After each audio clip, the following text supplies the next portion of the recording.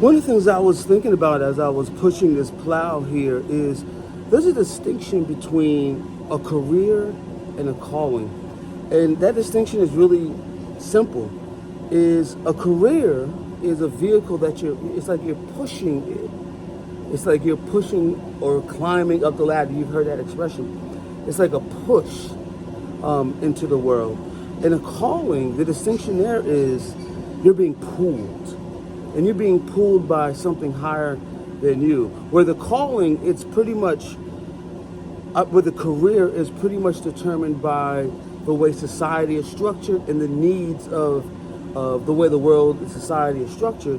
And you're just, filling that need as a career. And some people have really long careers and, and that's great.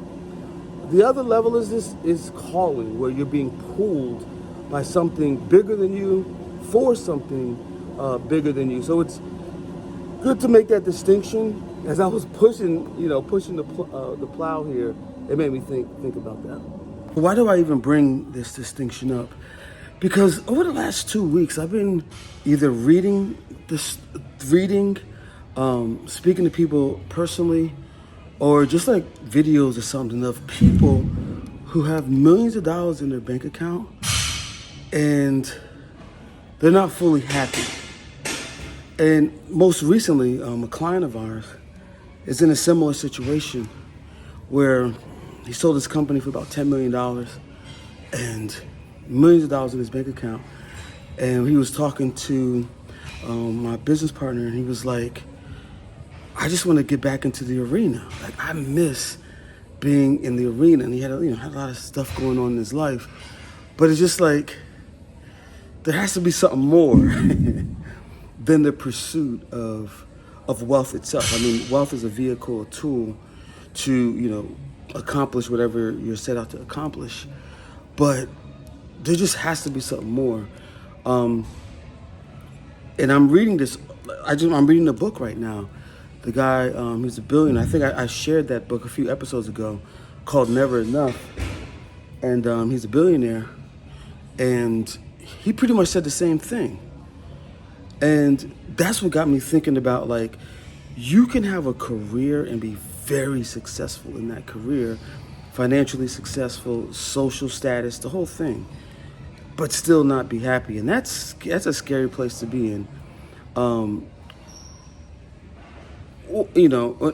even a calling, it's the same thing. It's like one of those things I'm just like pondering right now as I'm here in the gym, and just wanted to do that with you. So yeah, so that's what made me bring up that thing, the calling. I would believe that once you're walking in your calling, there's this feeling of what I like to describe as permanence and fulfillment. And people that you see that are great, you'll be surprised. Even they assume what I call the wisdom of their greatness before they even become great. They assume the wisdom, or they assume the machine or the vehicle that is going to take them there before anyone else sees it. And that part, they're not, people don't talk about. And some people do it unconscious. They don't even realize they're doing it. They're not aware that they're doing it, but you see it play out in real time. So I'm just sharing my thoughts with you. Stay tuned. It's always about the journey. This is why I started the vlog. Another reason why I started the vlog, because also I would always hear that people, when they actually make it, they would say, man, I wish I would have, documented or recorded when I was going through the toughest times. And that always stuck with me. That's why when I knew I had to start over, because, $500,000 investments were falling through the cracks, and I had to start from zero. I knew this time I wanted to document going from zero to the number that I have in my mind and the impact that I have in my mind. I wanted to document it, even the, half-baked ideas or half-baked thoughts, so that the process of, you'll see the process, how they're being fleshed out, unveiled. revealed. Yeah, so that that it's always that journey. That's where you find the joy, and that's when I hear these people that are successful say this over and over again. It's just I'm just taking note, and that's why I'm documenting this for you, and I'm building in front of you. So it may not make sense, and I always say this, it may not make sense to you now, but 5 years, 10 years from now, you're gonna go back, and there's gonna be a rabbit hole of breadcrumbs that you're going to see, that it's gonna all make sense. So assume the wisdom of your calling. Assume the wisdom of your calling before it makes sense to anyone else.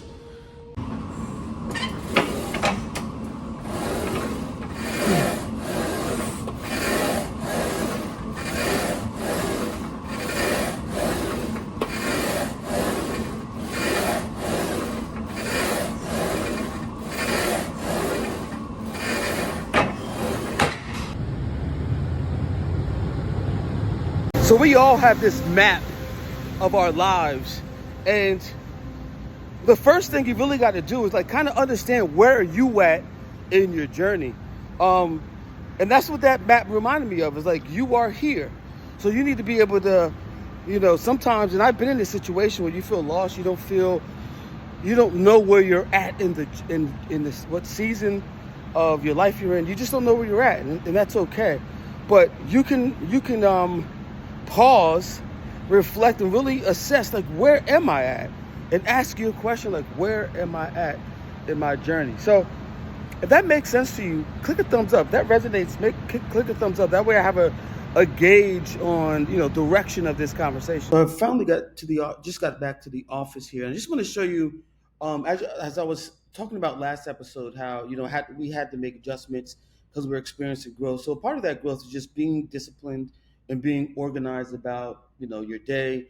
And so this is the weekly meeting agenda that we work from, so we can always track, we're still filling this out, our action items, the priorities for the week, any previous week updates, the schedule for this week, any type of client work we got going, the sales pipeline, any marketing that we're doing, issues, ideas, finance, legal.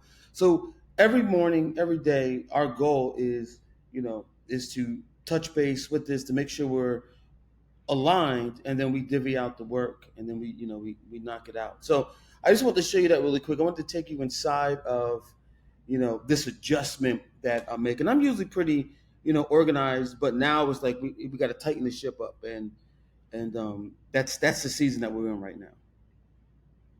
Come up. Let's see. Okay.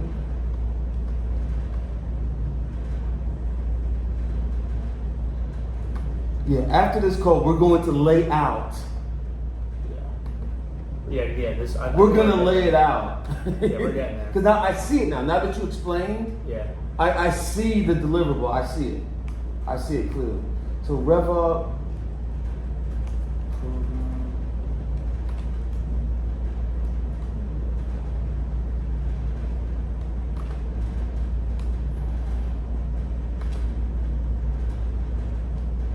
I don't see anything specifically with rev up program. If you just type in rev up, maybe. I see rev up marketing plan, template.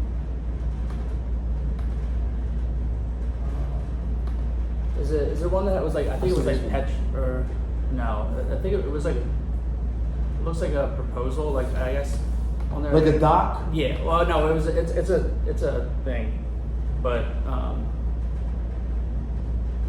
because I see this one has a 4. That's not it. no.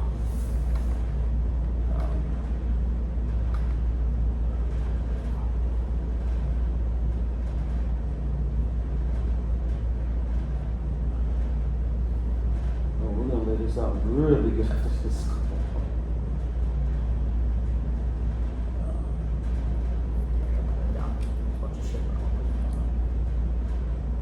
So, like when I type in yourself on SEMrush, Yeah. it'll give me like their organic search traffic, their paid search traffic. So that tells me like, are they running ads? Yep.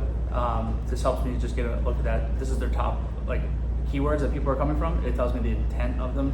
Oh wow, so it gets into intent data. Yeah, but this is the free version. Like if you go down into like you can get pretty in depth, and it has all their competitors. I see. Yep. And then so paid. This tells me they're paying for Google Ads. Yeah. Sample text. So wait, followers versus non-followers. That's and then this is all their backlinks that are driving leads. And then like this, I mean, the paid. This thing is insane if it's paid, but it's expensive. But that's like, pretty good. Just it helps you understand what is driving their traffic. mm-hmm. From a demand gen perspective. Yep. Yeah. So like now I know they're doing Google ads. So like immediately I know they're doing them wrong. I can tell you that. So I could just. Are you serious? About changing stuff, but when you talk about it instead of look at it on paper, the conversation just was like a giant hamster wheel. It's like, well, here's some things we could do, and then we end up having the same conversation 4 times, and then everyone's afraid to make any changes to break things. So I asked my boss, was like, hey, instead of having the same conversation another 10 times, can I attempt to put all of this, to my understanding, in one place, and then we at least have a frame of reference. And so at least initially, the internal buy-in for what I put together is positive, but yes, it spans across obviously my department, the SDR org, marketing, and then the AEs too, because it's really kind of redefining everything from the funnel top to the bottom. In a nutshell, what we're doing here, you just saw the meeting we were in, is really aligning these companies and flow between their sales and marketing. And it's so messy once you get into the weeds of these companies that are receiving millions of dollars of funding, and how messy their database is. Something as simple as that. And what we do is we help clean data hygiene and help align their sales and marketing departments so they're back in flow. So that was the meeting. We have, hopefully we'll close that deal within the next 2 to 4 weeks, and we got to keep moving. So next up is taking all of this, aggregating all of the information from our Google Drive, and turning this into a process that can be implemented. Let's go. Before I start my project that I was about to work on, I was eating some lunch here. I'm sitting outside, eating some lunch, going through Twitter, and I ran across this tweet from Nate Jones, who is a former investor and also entrepreneur, CEO of TRMYN Labs. But anyway, he says something here that kind of like put some clothes on my earlier sentiment of assuming the wisdom of your calling. And let me just read it for you really quick. He says, intellect is inherent information processing, but wisdom is lived experience to applied spirituality. Society has an intellect to wisdom imbalance. Society has an intellect to wisdom imbalance. And that's basically what I was saying earlier is the difference between calling and career. The career, you need your intellect. It's a very intellectual job to build your career, and that, like I said, there's nothing wrong with that. What I'm talking about is being able to walk into a calling, which is different, which there's a spiritual nature connotation when you hear calling than when you hear career. Not saying your calling can't be your career and your career can't be your calling. I'm not saying that. But what I am saying is there is a spiritual piece to it. And in today's society, there is this, like he says, there's a wisdom imbalance. And because there's a wisdom imbalance, a lot of people are not walking into their calling, but they're just stuck in a career. And I am getting the impression that more and more people want to awaken into their calling, that they're doing something bigger than themselves, especially with so much going on in the world. Like, so for instance, you know, we just got news that we're going into a recession, and it's easy to sound the alarm. Woe is me, and doing all those things. But the reality is, this is when you need to find your calling, when when there's big problems to be solved in the world. So I just wanted to just go over this with you really quick, as I happened to stumble across this tweet a couple minutes ago, and I thought it was relevant to our conversation today.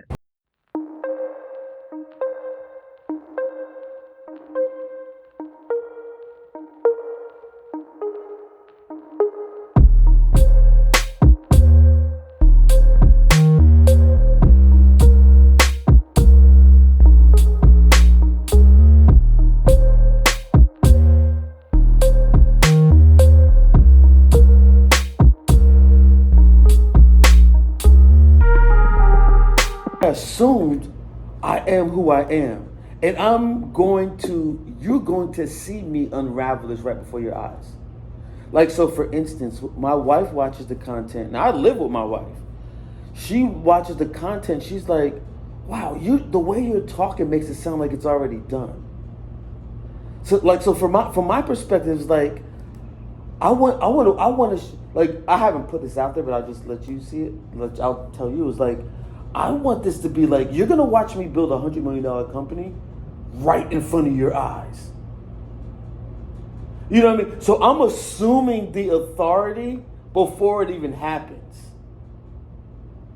And you're watching me literally stumble along the way as I'm building it. I have no clue what I'm doing, bro. No clue. You feel me? I have no clue what I'm doing. But what I am confident in is my identity and who I am today, right now. And that's where you have to be. That's where you grow that confidence at. Where your peers are they're trying to chase a ghost of themselves. What does neshama mean again? Boom. That's the answer. Yeah. There you. I mean, that is the answer. You know what I mean? You named yourself the answer, your own answer. You can't be the person breathing the soul, and you literally have to trust God to breathe that into how you style yourself. And you have to surrender to that. It's more of the way you're approaching it, Joe. It's more of a spiritual practice than a marketing practice. Right. Of surrendering to, that's how I approach, my vlog. It's like, I walk out every day. It's unscripted, right? Right. But I'm assuming when I walk out that door that the material is going to create itself. It's my job to be able to know when to press play and to capture it. So when I go back and I watch the videos, I'm like, wow, I don't even believe I even said that. Or like, wow, how did that even happen? But now, after about 100 of these episodes, it's like it's compounding at a rate that I can't even comprehend.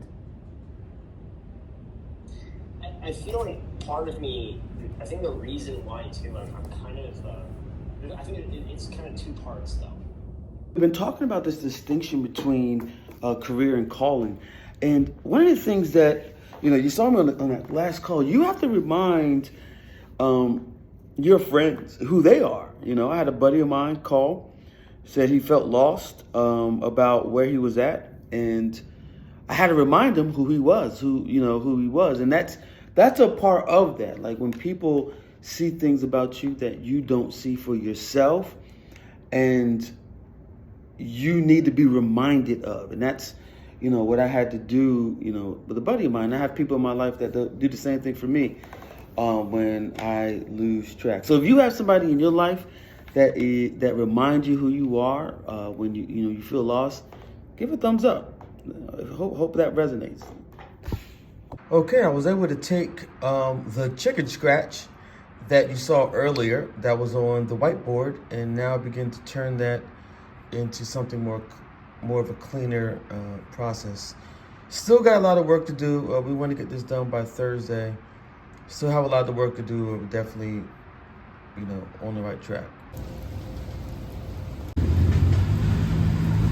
Well, I am done for today. So it looks like I have to walk home in the rain. If you made it this far in the video, you already know what to do.